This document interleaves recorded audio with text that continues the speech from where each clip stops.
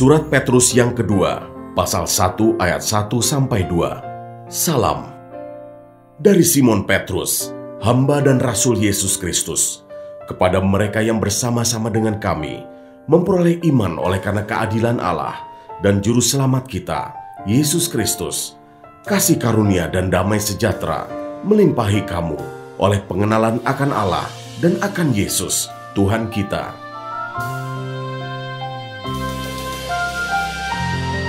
Ayat 3-15.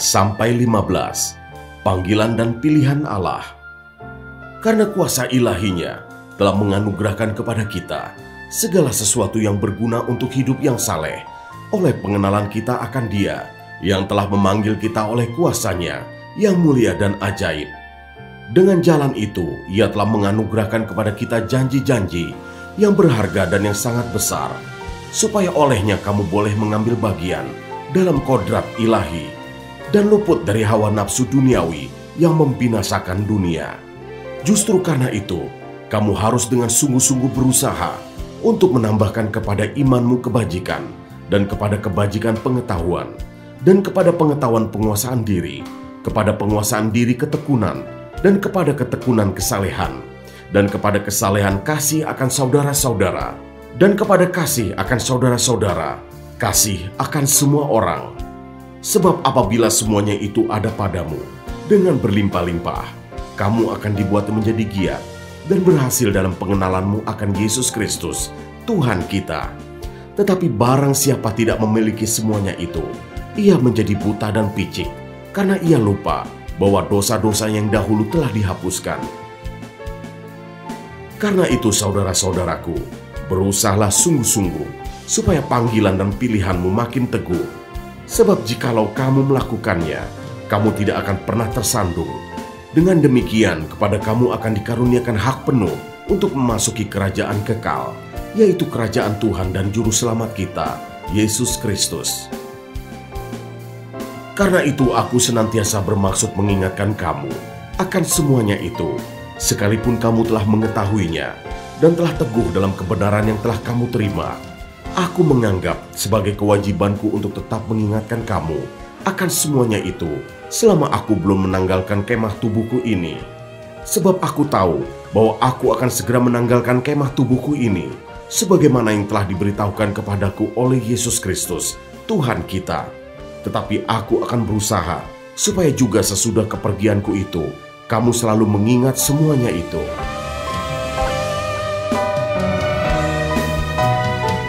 Ayat 16-21. Nubuat tentang kemuliaan Kristus telah digenapi.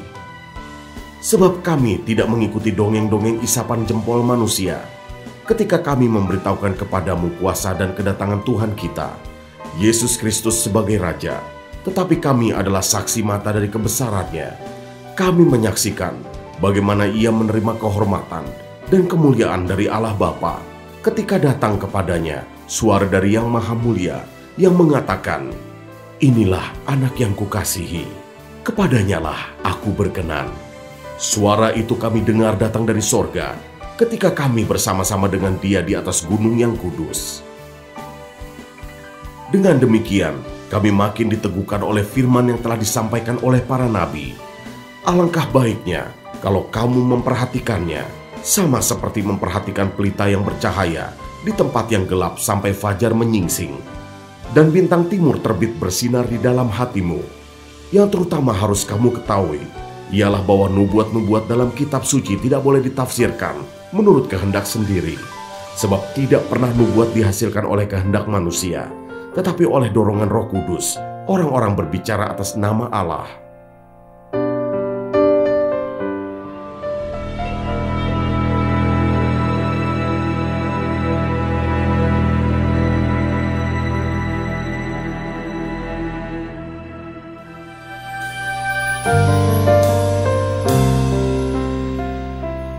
Surat Petrus yang kedua, pasal 2 ayat 1-22. Nabi-nabi dan guru-guru yang palsu.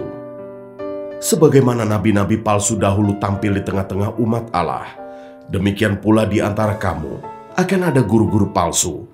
Mereka akan memasukkan pengajaran-pengajaran sesat yang membinasakan, Bahkan mereka akan menyangkal penguasa yang telah menebus mereka, dan dengan jalan demikian segera mendatangkan kebinasaan atas diri mereka. Banyak orang akan mengikuti cara hidup mereka yang dikuasai hawa nafsu. Dan karena mereka, jalan kebenaran akan dihujat. Dan karena serakahnya guru-guru palsu itu akan berusaha mencari untung dari kamu dengan cerita-cerita isapan jempol mereka. Tetapi untuk perbuatan mereka itu, hukuman telah lama tersedia dan kebinasaan tidak akan tertunda. Sebab jikalau Allah tidak menyayangkan malaikat-malaikat yang berbuat dosa, tetapi melemparkan mereka ke dalam neraka, dan dengan demikian menyerahkannya ke dalam gua-gua yang gelap untuk menyimpan mereka sampai hari penghakiman. Dan jikalau Allah tidak menyayangkan dunia purba, tetapi hanya menyelamatkan Nuh, pemberita kebenaran itu, dengan 7 orang lain, ketika ia mendatangkan air bah atas dunia orang-orang yang fasik. Dan jikalau Allah membinasakan kota Sodom dan Gomora dengan api, dan dengan demikian memusnahkannya dan menjadikannya suatu peringatan untuk mereka yang hidup fasik di masa-masa kemudian. Tetapi ia menyelamatkan Lot, orang yang benar, yang terus-menerus menderita oleh cara hidup orang-orang yang tak mengenal hukum dan yang hanya mengikuti hawa nafsu mereka saja. Sebab orang benar ini tinggal di tengah-tengah mereka dan setiap hari melihat dan mendengar perbuatan-perbuatan mereka yang jahat itu, sehingga jiwanya yang benar itu tersiksa. Maka nyata bahwa Tuhan tahu menyelamatkan orang-orang saleh dari pencobaan dan tahu menyimpan orang-orang jahat untuk disiksa pada hari penghakiman, terutama mereka yang menuruti hawa nafsunya karena ingin mencemarkan diri dan yang menghina pemerintahan Allah. Mereka begitu berani dan angkuh sehingga tidak segan-segan menghujat kemuliaan, padahal malaikat-malaikat sendiri yang sekalipun lebih kuat dan lebih berkuasa daripada mereka tidak memakai kata-kata hujat kalau malaikat-malaikat menuntut hukuman atas mereka di hadapan Allah. Tetapi mereka itu sama dengan hewan yang tidak berakal, sama dengan binatang yang hanya dilahirkan untuk ditangkap dan dimusnahkan. Mereka menghujat apa yang tidak mereka ketahui, sehingga oleh perbuatan mereka yang jahat mereka sendiri akan binasa seperti binatang liar, dan akan mengalami nasib yang buruk sebagai upah kejahatan mereka. Berfoya-foya pada siang hari, mereka anggap kenikmatan. Mereka adalah kotoran dan noda yang mabuk dalam hawa nafsu mereka kalau mereka duduk makan minum bersama-sama dengan kamu. Mata mereka penuh nafsu zina dan mereka tidak pernah jemu berbuat dosa. Mereka memikat orang-orang yang lemah. Hati mereka telah terlatih dalam keserakahan. Mereka adalah orang-orang yang terkutuk oleh karena mereka telah meninggalkan jalan yang benar. Maka tersesatlah mereka lalu mengikuti jalan Bileam, anak Beor, yang suka menerima upah untuk perbuatan-perbuatan yang jahat. Tetapi Bileam beroleh peringatan keras untuk kejahatannya, sebab keledai beban yang bisu berbicara dengan suara manusia dan mencegah kebebalan nabi itu. Guru-guru palsu itu adalah seperti mata air yang kering, seperti kabut yang dihalaukan tofan. Bagi mereka telah tersedia tempat dalam kegelapan yang paling dahsyat, sebab mereka mengucapkan kata-kata yang congkak dan hampa, dan mempergunakan hawa nafsu cabul untuk memikat orang-orang yang baru saja melepaskan diri dari mereka yang hidup dalam kesesatan.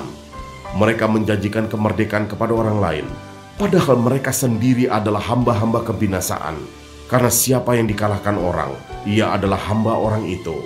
Sebab jika mereka, oleh pengenalan mereka akan Tuhan dan Juru Selamat kita, Yesus Kristus, telah melepaskan diri dari kecemaran-kecemaran dunia, tetapi terlibat lagi di dalamnya, maka akhirnya keadaan mereka lebih buruk daripada yang semula.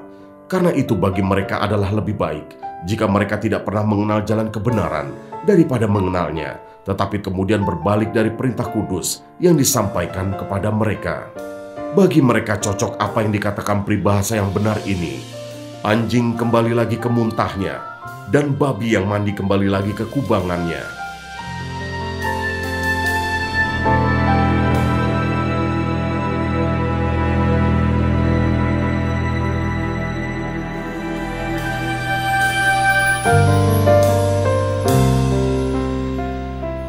Surat Petrus yang kedua, pasal 3 ayat 1-16.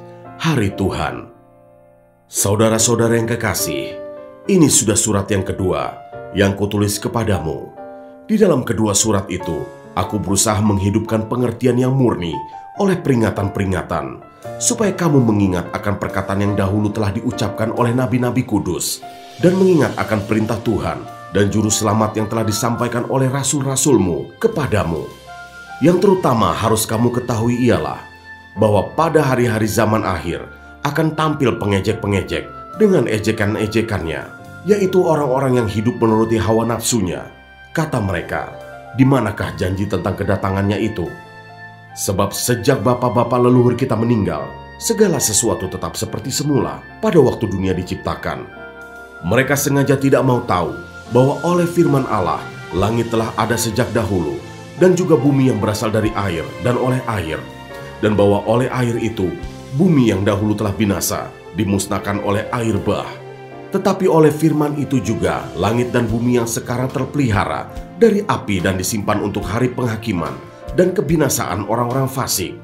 Akan tetapi, saudara-saudaraku yang kekasih, yang satu ini tidak boleh kamu lupakan, yaitu bahwa di hadapan Tuhan, satu hari sama seperti 1000 tahun, dan 1000 tahun sama seperti satu hari.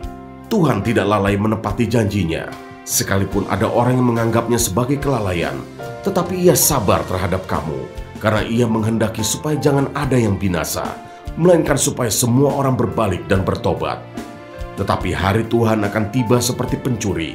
Pada hari itu langit akan lenyap dengan gemuruh yang dahsyat, dan unsur-unsur dunia akan hangus dalam nyala api. Dan bumi dan segala yang ada di atasnya akan hilang lenyap. Jadi, jika segala sesuatu ini akan hancur secara demikian, betapa suci dan salehnya kamu harus hidup, yaitu kamu yang menantikan dan mempercepat kedatangan hari Allah. Pada hari itu langit akan binasa dalam api, dan unsur-unsur dunia akan hancur karena nyalanya.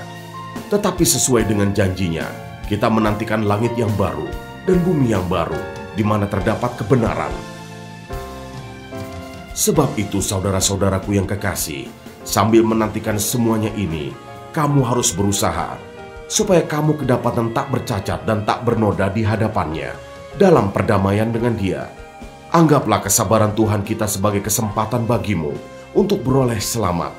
Seperti juga Paulus, saudara kita yang kekasih, telah menulis kepadamu menurut hikmat yang dikaruniakan kepadanya. Hal itu dibuatnya dalam semua suratnya, apabila ia berbicara tentang perkara-perkara ini. Dalam surat-suratnya itu, ada hal-hal yang sukar difahami, sehingga orang-orang yang tidak memahaminya dan yang tidak teguh imannya, memutarbalikannya menjadi kebinasaan mereka sendiri, sama seperti yang juga mereka buat dengan tulisan-tulisan yang lain.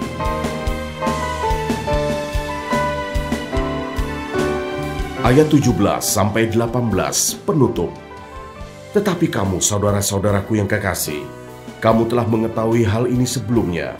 Karena itu waspadalah, supaya kamu jangan terseret ke dalam kesesatan orang-orang yang tak mengenal hukum, dan jangan kehilangan peganganmu yang teguh, tetapi bertumbuhlah dalam kasih karunia dan dalam pengenalan akan Tuhan dan Juru Selamat kita, Yesus Kristus. Baginya kemuliaan sekarang dan sampai selama-lamanya.